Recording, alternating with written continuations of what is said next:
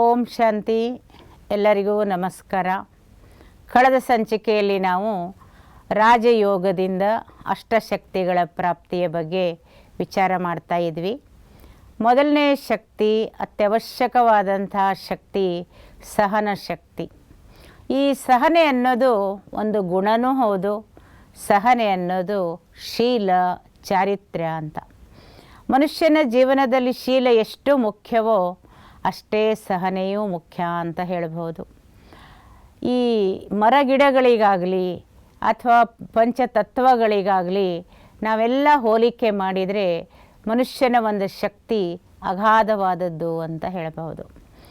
ಈ ಸಹನೆ ಇಲ್ಲ ಅಂದರೆ ಜೀವನ ಎಷ್ಟು ಅಧಃಪತನಕ್ಕೆ ಹೋಗ್ತದೆ ಅನ್ನೋದಕ್ಕೆ ಇವತ್ತು ಕೋರ್ಟ್ನಲ್ಲಿರುವಂತಹ ಪ್ರಕರಣಗಳು, ಆಗುವಂತಹ ಕೊಲೆ ಸುಲಿಗೆಗಳು, ಜಗಳಗಳು ಇವೆಲ್ಲವೂ ಸಹ ಸಾಕ್ಷಿ.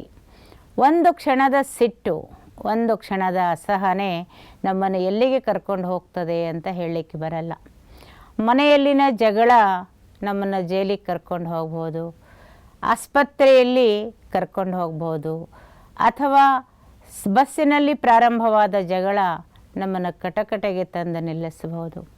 ಒಂದು ಕ್ಷಣ ಮನುಷ್ಯ ತನ್ನ ಒಂದು ಆತ್ಮಸ್ಥೈರ್ಯವನ್ನು ಕಳೆದುಕೊಂಡು ದುರ್ಬಲನಾಗಿ ವಿವೇಕ ವಿವೇಚನೆ ಇಲ್ಲದೆ ಅನಾಹುತಗಳನ್ನು ಸೃಷ್ಟಿಸ್ಕೊಂಡು ಬಿಡ್ತಾನೆ. ಅದಕ್ಕೆ ಮನುಷ್ಯನಿಗೆ ತಾಳ್ಮೆ, ಸಹನೆ ಬಹಳ ಮುಖ್ಯ. ನಾವಿವತ್ತು ಪ್ರಕೃತಿಯಲ್ಲಿ ನೋಡ್ತೇವೆ, ಒಂದು ಹಣ್ಣು ಕೊಡುವಂಥ ಗಿಡವನ್ನು ನೋಡ್ತೇವೆ. ಆ ಸಹನೆಗೆ ಸಾಟಿ ಇಲ್ಲ ಅಂತ ಹೇಳಬಹುದು. ಒಬ್ಬ ಹುಡುಗ ಅವನಿಗೊಂದು ಕಲ್ಲು ಎಸಿತಾನೆ ಮರಕ್ಕೆ, ಅದು ವಾಪಸ್ ಕಲ್ಲನ್ನು ಕೊಡೋದಿಲ್ಲ, ಬೈಯೋದಿಲ್ಲ, ನಿಂದನೆ ಮಾಡೋದಿಲ್ಲ, ಹಣ್ಣನ್ನು ಕೊಡ್ತದೆ. ಅಂದರೆ ಪ್ರಕೃತಿಗೆ ಎಷ್ಟು ಸಹನೆ ಇದೆ. ನಾವು ಕಲ್ಲು ಕೊಟ್ಟರೂ ಸಹ ಅದು ನಮಗೆ ತಿನ್ನೋದಕ್ಕೆ ರುಚಿಯಾದಂಥ ಹಣ್ಣು ಕೊಡ್ತದೆ, ನೆರಳು ಕೊಡ್ತದೆ. ಪ್ರಕೃತಿ ನಮಗೆ ಸಹನೆಯ ಪಾಠವನ್ನು ಕಲಿಸ್ತದೆ. ಮನುಷ್ಯ ಒಬ್ಬರಿಗೊಂದು ಮಾತು ಹೇಳಿದರೆ ವಾಪಸ್ 4 ಮಾತು ಹೇಳ್ತಾನೆ. ಒಂದು ಏಟ ಕೊಟ್ಟರೆ 4 ಏಟು ಕೊಡ್ತಾನೆ. ಒಂದು ಸಣ್ಣ ಅವಮಾನ ಆದರೆ ಕೊಲೆ ಮಟ್ಟಕ್ಕೆ ಹೋಗ್ತಾನೆ. ಅಂದರೆ ಮನುಷ್ಯ ಎಷ್ಟು ದುರ್ಬಲನಾಗಿದ್ದಾನೆ. ಅದಕ್ಕೆ ನಾವು ಸಹನೆಯಿಂದಿರಬೇಕು, ತಾಳ್ಮೆಯಿಂದ ಇರಬೇಕು.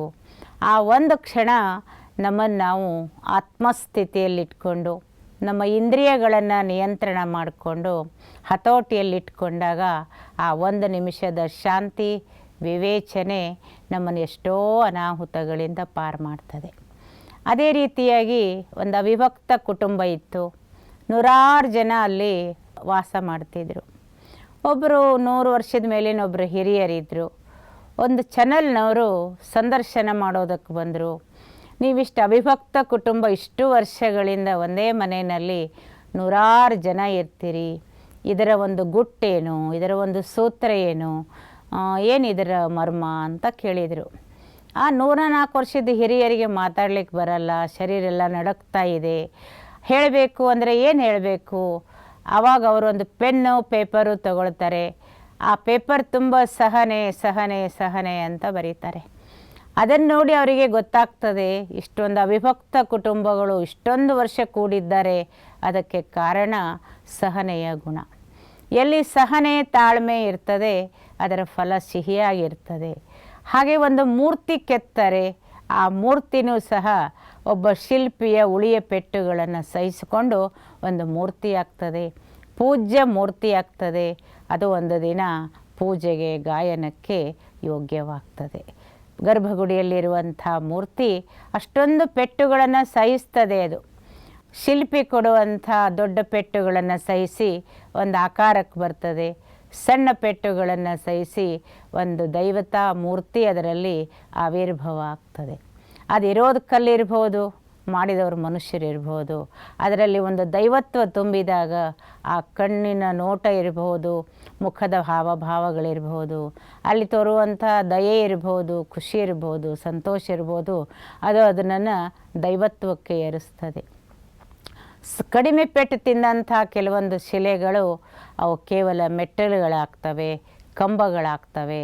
ಆದರೆ ಹೆಚ್ಚು ಪೆಟ್ಟನ್ನು ಸಹಿಸಿ ತನ್ನನ್ನು ಸಂಪೂರ್ಣ ಸಮರ್ಪಿಸಿಕೊಂಡಂಥ ಕಲ್ಲು ಒಂದು ಭವ್ಯ ಪೂಜ್ಯ ಮೂರ್ತಿಯಾಗಿ ಗರ್ಭಗುಡಿಯಲ್ಲಿ ಸ್ಥಾಪಿಸಲ್ಪಟ್ಟು ಕೋಟ್ಯಾಧೀಶ್ವರರು, ಲಕ್ಷಾಧೀಶ್ವರರು, ಸಂತರು ಮಹಾತ್ಮರು, ದೊಡ್ಡವರು, ಅಧಿಕಾರಿಗಳು, ರಾಜಕಾರಣಿಗಳು, ಜನಸಾಮಾನ್ಯರು ತಲೆಬಾಗಿ ನಮಿಸಿ ಆಶೀರ್ವಾದ ಪಡೆಯುವಂಥ ಒಂದು ಆಂತರಿಕ ಶಕ್ತಿ ಅದರಲ್ಲಿ ತುಂಬುತ್ತದೆ ಅಂಥೇಳಿದರೆ ಸಹನೆಯ ಮಹತ್ವ ಎಷ್ಟು ಅಂತ ನಮಗೆ ಗೊತ್ತಾಗ್ತದೆ.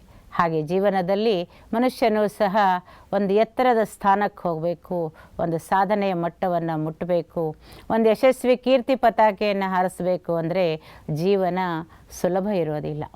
ಹೂವಿನ ಹಾಸಿಗೆ ಅಂತೂ ಅಲ್ಲ. ಕ್ಷಣ ಕ್ಷಣಕ್ಕೂ ಕಷ್ಟಗಳು ಬರ್ತವೆ, ಪರಿಸ್ಥಿತಿಗಳು ಬರ್ತವೆ, ವಿರೋಧಗಳು ಬರ್ತವೆ, ಅವಮಾನಗಳಾಗ್ತವೆ. ಇವೆಲ್ಲವನ್ನು ಸಹಿಸಿ ಮೆಟ್ಟಿ ನಿಂತು ಯಾರ ಮೇಲಕ್ಕೇರ್ತಾರೆ ಅವರೊಂದು ಸಾಧನೆಯನ್ನು ಮಾಡ್ತಾರೆ. ದೊಡ್ಡವರು ಸುಮ್ಮನೆ ಆಗಿಲ್ಲ ಅಂತ ಹೇಳ್ತಾರೆ. ನಮ್ಮ ಪೂಜ್ಯ ದಾದೀಜಿಯವರು ಸಹ ಒಂದು ಮಾತನ್ನು ಹೇಳ್ತಿದ್ರು ಸಹನೆಯ ಬಗ್ಗೆ. ಹೇಗೆ ದೊಡ್ಡವರಾಗ್ತೀವಿ ಅನ್ನೋದಕ್ಕೆ ಅವರೊಂದು ಉದಾಹರಣೆ ಕೊಡ್ತಿದ್ರು. ಉದ್ದಿನ ವಡ ಬಡಾ ಕೇಸ ಹೋತಾ ಹೇ ಅಂಥೇಳಿ. ಹಾಗೊಬ್ಬರು ಒಂದು ಸ್ಥಾನವನ್ನು ಮುಟ್ಟಬೇಕಂದ್ರೆ ಆ ಉದ್ದಿನ ವಡೆ ಫಸ್ಟ್ ಉದ್ದಿನ ಬೇಳೆಯನ್ನು ನೀರಲ್ಲಿ ನೆನೆಸ್ತಾರೆ, ಮಿಕ್ಸಿಯಲ್ಲಿ ಹಾಕ್ತಾರೆ, ಆಮೇಲೆ ಅದಕ್ಕೆ ಎಲ್ಲ ಹಾಕಿ ಎಣ್ಣೆಯಲ್ಲಿ ಕರೀತಾರೆ. ಅಂದರೆ ಇವೆಲ್ಲ ಹಂತಗಳನ್ನು ದಾಟಿದಾಗ ಇವತ್ತೊಂದು ವಡ ತಯಾರಾಗ್ತದೆ, ತಿನ್ನುವವರಿಗೆ ರುಚಿಯನ್ನು ಕೊಡ್ತದೆ. ಹಾಗೆ ಇವತ್ತು ಮನುಷ್ಯ ಒಂದು ಸ್ಥಾನವನ್ನು ತಲುಪಬೇಕಂದ್ರೆ, ಸಾಧನೆ ಮಾಡಬೇಕಂದ್ರೆ, ಒಂದು ದೊಡ್ಡ ಸಂಘಟನೆಯನ್ನು ನಡ್ಸ್ಕೊಂಡು ಹೋಗ್ಬೇಕಂದ್ರೆ ಅಲ್ಲಿ ಸಹನೆ ಅನ್ನೋದು ಭಾಳ ಮುಖ್ಯ. ನೀರಲ್ಲಿ ನೆನಿಬೇಕು, ಒಡಕಲ್ಲಲ್ಲಿ ರುಬ್ಬಿಸ್ಕೊಳ್ಬೇಕು, ಕಾದ ಎಣ್ಣೆಯಲ್ಲಿ ಹೋಗಬೇಕು. ಹಂಗೆ ಜೀವನದಲ್ಲಿನೂ ಸಹ ಹಲವಾರು ಜನರ ಮಧ್ಯದಲ್ಲಿ ಇರ್ತೀವಿ. ಅವಮಾನ ಮಾಡೋರು ಇರ್ತಾರೆ, ನಮಗೆ ಗೌರವ ಕೊಡೋರು ಇರ್ತಾರೆ, ನಮಗೆ ಜೊತೆಗೆ ಸಹಯೋಗ ಕೊಡೋರು ಇರ್ತಾರೆ, ನಮ್ಮನ್ನು ವಿರೋಧ ಮಾಡೋರು ಇರ್ತಾರೆ. ಆದರೆ ಎಲ್ಲವನ್ನು ಸಹಿಸಿ ನಾವೊಂದು ಗುರಿ ತಲುಪಿದಾಗ ಅದರ ಒಂದು ಸಾರ್ಥಕತೆಯನ್ನು ನಾವು ಮರಿಲಿಕ್ಕಾಗೋದಿಲ್ಲ. ಹಾಗೆ ಇವತ್ತು ಜನಸಾಮಾನ್ಯರ ಜೀವನದಲ್ಲಿನೂ ಮನೆ ಕುಟುಂಬ ಅಂದರೆ 4-6 ಜನ ಇರ್ತಾರೆ, ಬೇರೆ ಬೇರೆ ವಿಚಾರಧಾರೆಗಳಿರ್ತವೆ, ಭಿನ್ನಾಭಿಪ್ರಾಯಗಳಿರ್ತವೆ, ಬೇಕು ಬೇಡಗಳು ಬೇರೆ ಬೇರೆ ಇರ್ತವೆ.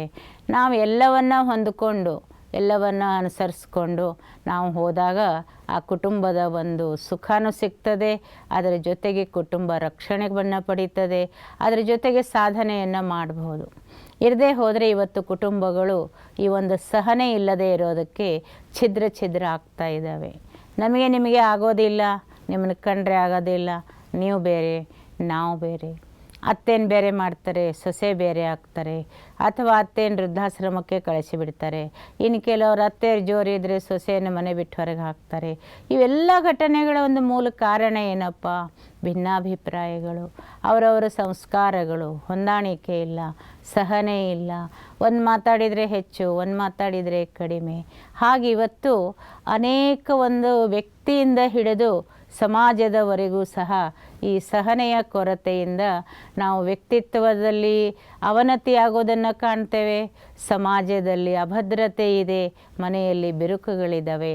ಇವೆಲ್ಲವನ್ನು ನಾವು ಸರಿದೂಗಿಸಬೇಕು ಅಂದರೆ ಪ್ರತಿನಿತ್ಯ ರಾಜಯೋಗದ ಅಭ್ಯಾಸದಿಂದ ನಮ್ಮ ಇಂದ್ರಿಯಗಳ ಮೇಲೆ ನಾವು ನಿಯಂತ್ರಣವನ್ನು ತಂದುಕೊಂಡು ನಾವು ಮಾಲೀಕರಾಗಿ ಎಲ್ಲಿನೂ ಸಹ ನಮ್ಮ ಇಂದ್ರಿಯಗಳು ತಪ್ಪದಂತೆ ನಾವು ಆಡಳಿತ ನಡೆಸಿದರೆ, ಇನ್ನೊಬ್ಬರನ್ನು ಕ್ಷಮಿಸಿ ಮುನ್ನಡೆಸುವಂಥ ವಿಶಾಲ ಗುಣವನ್ನು ಬೆಳೆಸ್ಕೊಂಡ್ರೆ ನಾವು ಜೀವನದಲ್ಲಿ ಸುಖ ಶಾಂತಿಯಿಂದ ಇರ್ಬೋದು, ಒತ್ತಡ ಜಗಳಗಳಿಂದ ದೂರ ಆಗ್ಬೋದು. ಅದೇ ರೀತಿ ಮತ್ತೊಂದು ಶಕ್ತಿಯ ಬಗ್ಗೆ ನಾವು ಮುಂದಿನ ಸಂಚಿಕೆಯಲ್ಲಿ ತಿಳಿದುಕೊಳ್ಳಲು ಪ್ರಯತ್ನ ಮಾಡೋಣ. ತಮಗೆಲ್ಲರಿಗೂ ನಮಸ್ಕಾರ.